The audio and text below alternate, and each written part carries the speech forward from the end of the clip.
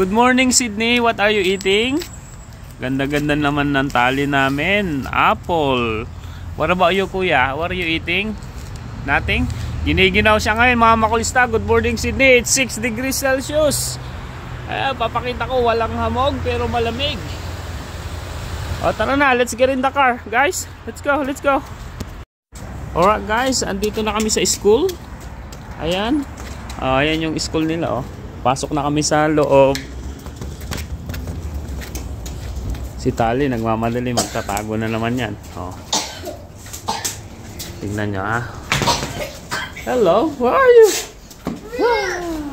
My goodness. Mandatory picture, smile. Tali, come here. Ayan. Kita nyo si Tali, may baon na apple. Yan nga pala yung 7-Eleven na dapat pagbibilang ko ng coffee sa harap ng school nila, Tali.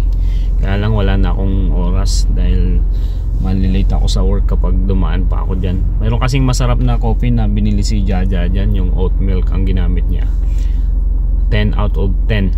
So gusto kong tikman. Dito niya lang sa 7-Eleven na ito nabili, sabi niya sa akin. So babalikan natin yan next time.